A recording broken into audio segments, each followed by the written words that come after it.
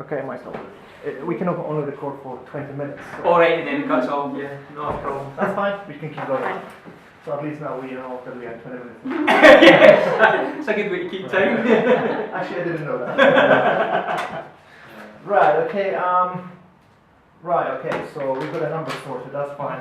As we know, social enterprise actually covers two aspects of, social actually, an aspect of our society, and also, I'm sure I'm not going to be able to pronounce it, environmental. Yes.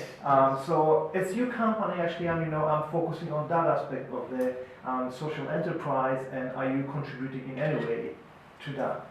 To the environmental aspect of the social enterprise. Yes, well, we do any printing or anything like that we do for it is environmentally sourced. So we use printers that actually give us a good price, but are carbon neutral printers. So is that intended approach? That's intended approach. Yes, that is an intended approach.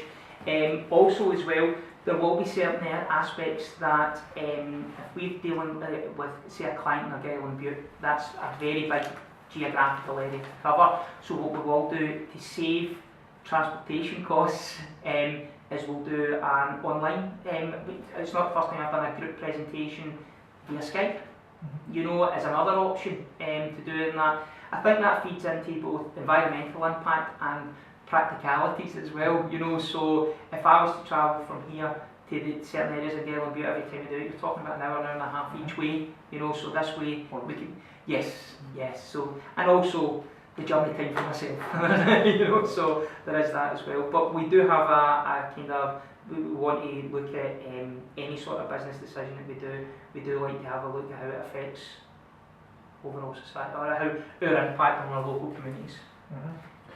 We noticed on your website that actually, your company actually recently become a member of Social Enterprise Scotland. Yes.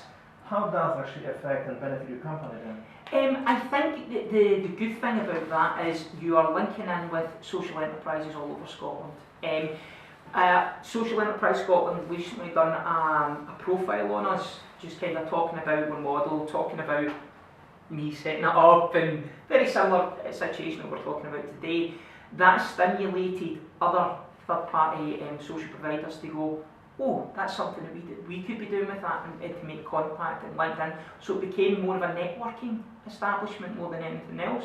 We also, I don't know if you're familiar with Social Enterprise Scotland, they send out weekly bulletins as well, so they'll let you things know that if you've done something good in your social enterprise contributed well to society, they will flag it up in their email and send it around to every one of their members. So they're very proactive in that aspect as well. But the biggest element to that, I would say, is networking opportunities that has brought to us. Okay. So, just now that you mentioned networking, have you seen the work of any other social enterprise in Scotland that you have admired and thought about implementing with Scotland at all? I've seen other, stuff that I've admired, I would love to be able to implement, but it's not in our wheelhouse, shall we say. Yoker Resource Centre in Glasgow provide the cheapest child aftercare in Scotland at £45 a week, right? So that I would love to be able to make it out. I really admire that, because I think that childcare, especially in this country, is very expensive and is probably, for any sort of family, one of the biggest bills apart from rent or mortgage. So they decided to come together and do create this enterprise in the local community that would benefit the local children, and I was really impressed with that. Also, there's I've seen a couple of social enterprises that have been cafes, as an example, and what they do is at night they're a cafe from, say, during the day, and at night time they open it up to the local community that they can use it for whatever they want. So LBGT groups meet in it, there's a book club that meets in it, so I think the biggest thing with the social enterprises is, it's not a traditional business model, but there is an impact of, we contribute here, we do this, say for us, we're learners, we provide learning, but we're also a part of the community as well, so use your facilities if you need it, we're all an active part to play. We have, in setting up the company as well, if we ever come to a point that we make profit, that any profit we make is going to get put into a social fund that local groups can apply to. So, and it's not going to be major amounts of money, but say if we're talking, say, the local pensioner group wants to go away for the day, so they can apply to us to pay for the bus, you know, or stuff like that, you know. Simple things in life can have a big impact on people and have a big impact on communities in general, so I think it's important. So I mean, if social enterprise actually is becoming, I don't know, a popular way of doing business nowadays, what is the actually Scottish government approach? Well, I think And how do they support it actually? yeah, well, the Scottish government support it on the basis of helping set up social enterprises. So I myself was a recipient of the First Port grant that enabled me to set up the social enterprise.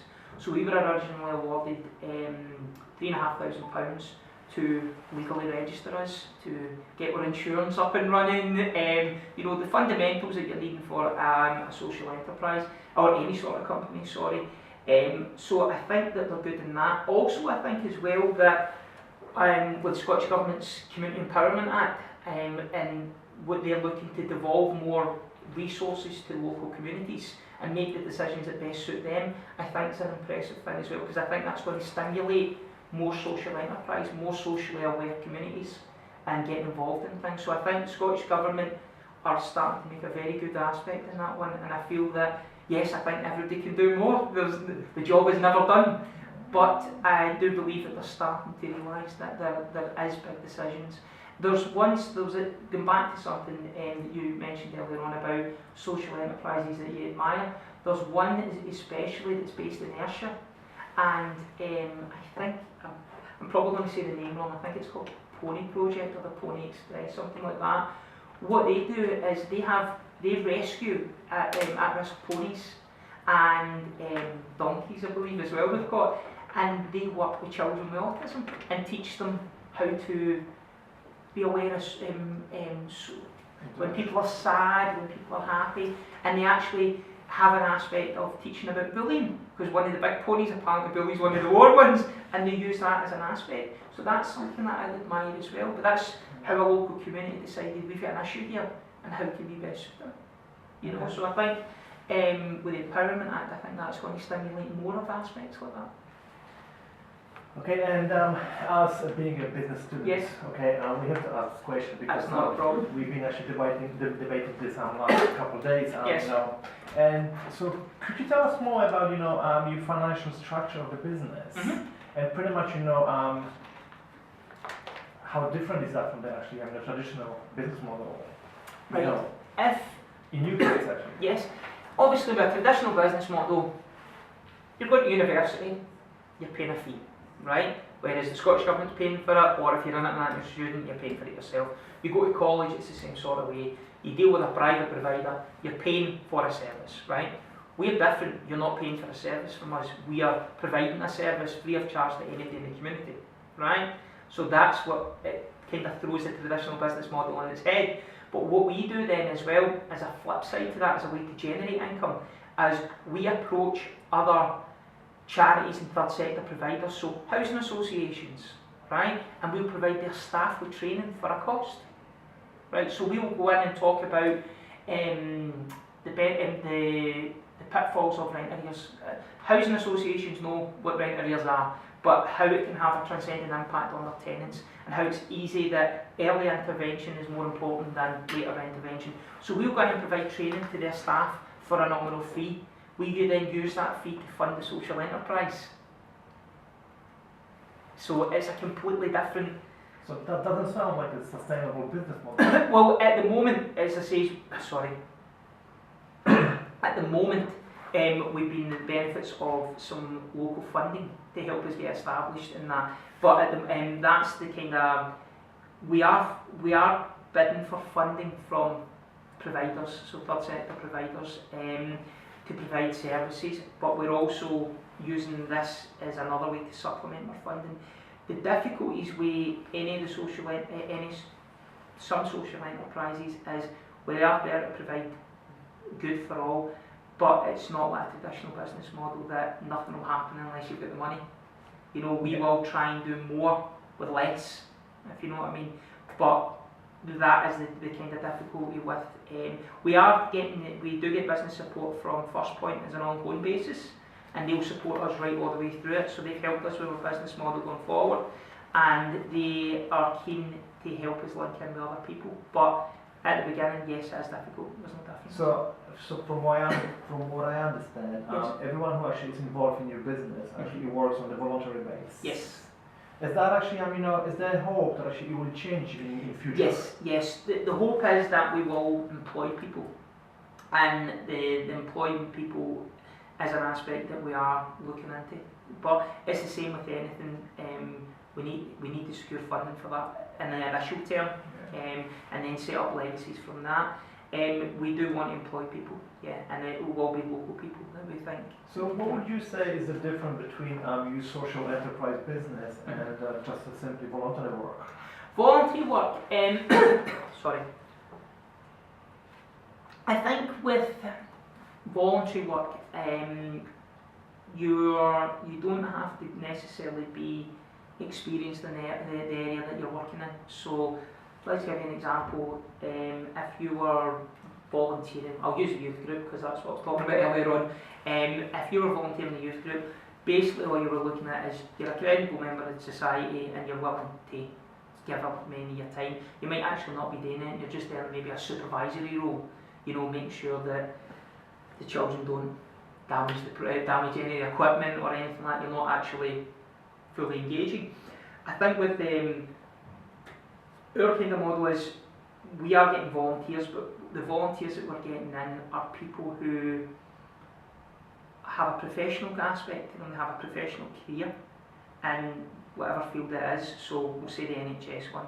Somebody who's has got that and has direct experience of the type of people they deal with on a daily basis. So they're aware of how people coming out of hospital money can impact them as simple as getting up the road. So there's things like patient transport there for them. So they're aware of the other services that can link in for people. So that's the kind of difference. But building not just volunteers, but I would say, I know it's not a term that's very good, but professional volunteers, I would say somebody from a professional education or a professional mind to help. You know, so I think you can have some excellent motivated volunteers, you know, that can just help with the day-to-day things, but they might not have the knowledge or the experience that can be passed on to people, or the right knowledge and experience that can be passed on to people. So I think it's important to have the right person at the right time. Okay, that's fine. So as you said, you've been on the market for nearly 18 months now. Yes. So could you tell us, I don't know, the biggest accomplishment of your company or your personal? Yes, securing premises, believe it or not. We originally weren't going to have premises. We were originally going to be, I would say, like a virtual company online, and we'll go to the groups. What happened then was we linked in with the Yoker Resource Centre again, actually, and after us going to their pensioner groups and dealing with their youth group, they realised a benefit to them. They had a premises that had been sitting there vacant for a few years and wasn't actually doing anything for them, so they would rather use it for the local community. So then what they done is they gave us it rent free for, I think we've got it for a year rent free to help us establish ourselves in the community, because they seen the benefit for that. That I would say was one of our biggest accomplishments, because by getting those premises we've been able to do more. As I say, we have our own training rooms now, we have our own computer rooms that more people can come in at their leisure and do more. So from my understanding, this is not online anymore. No, we still have online, but we provide computers and internet so that people, not everybody has internet at home, not everybody actually has computers at home, not everybody knows how to actually use them, you know. So having this facility here that people can come in at their leisure, there's somebody there that's one of our volunteers is there to support them. As I say, we're not there to do it for them, but we're there to guide them as well. So just having that infrastructure there, I think has been excellent, and we've seen a real growth in people coming forward from that point. So now, yeah, just I guess there's also the recognition as well, being able to have the office bit being recognised. Yeah. I guess that must be. Yeah, I think it's that as well. As I say, we are still a new entity, as I would put it, but it's it's a recognition that people like Social Enterprise Scotland, Social Fund Scotland, also local communities and other third-party people who are linking in ways are seeing the benefit that we're providing and are very eager to keep us there, you know, so I think that's a big accomplishment as well. And it's, as I said, it's the same as with any business model. Trust is important, so not just trust with your customers, but trust with your other partners as well, because if you have the trust, then it's going to stimulate growth in its essence, because you're not going to use a company who has provided you with terrible service or doesn't say what it doesn't do what they say in the tin, shall we say. You're going to use a company that's credible. You're going to use a company that does what they say and delivers outcomes. That's been the big strength for us. So you told us about the past of the company. So where do you hope actually? Where do you see your company in a few years' time?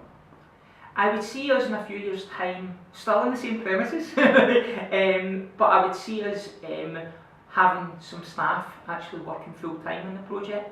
I see that, and I see us doing branching out into further communities. You know, getting in, as I say, at the moment we cover Eastern Bartonshire, Glasgow, Western Bartonshire, and Argyll and Bute. So it's the west of Scotland. It's a big geographical area for volunteers.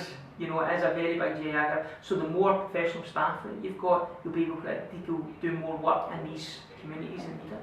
So do you see in future kind of sustainable, kind of self-sufficient business model Yes. that actually can? Yeah, fully sustain itself.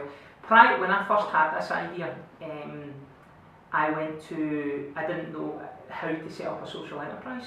So I went to Scottish Enterprise, because that's where you go to set up a business, and they went, we only deal with private businesses, we don't do this, but they says, go and speak to First Point. So I went and spoke to them, and when I explained the business model to them, they went, that's completely different from what we're used to, but right, okay, you know. And what happens with that is you write a business plan, and you write an application, and it goes in front of an independent panel.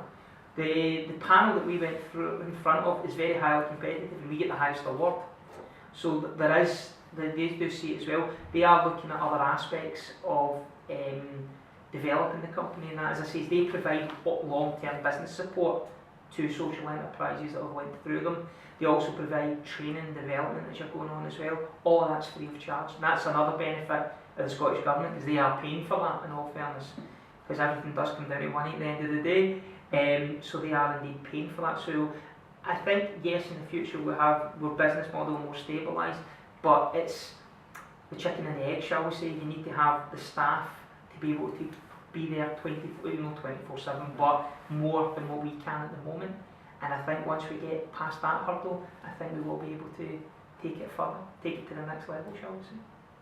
Yes, so in future, actually, do you believe that actually in our society, the social enterprise business model is the way that actually we can tackle inequality and poverty in our society? Yes, I think there's some excellent private companies, shall we say, commercial companies, right?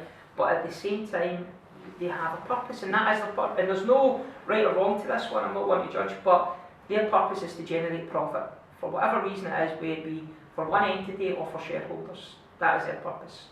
And they will cut something, or they will stop a service if it's not making money, or if it's not making enough money, as we've seen over the years. The difference with a social enterprise is they are aware of the social impact that they play in their communities or who they serve. The last thing they will do is, or they want to do, is cut a service. Any profit that they make is reinvested back into the company for the benefit of keeping it going, shall we say, and not one individual or one group of individuals is taking all the fruits of the labour, shall we say. I think that's a big thing. I think we are seeing a big growth in social enterprises in Scotland, probably more so over the last 10 years, because there is a lot of people who are realising that are going, as I say, it goes back to the issue as well as I got motivated to set up an social enterprise because I seen a problem, and I seen a problem that I think that I could help with, right? People don't go into do social enterprises for the money, you know, it's not glitz and glamour, you know, of high finance or anything like that. They go in it for a social purpose, whatever it may be. As I say, the Pony Project, she went in to help children, you know, autism, you know, they went in with a clear purpose. We went in to help, we just want to help people, you know, we want to help create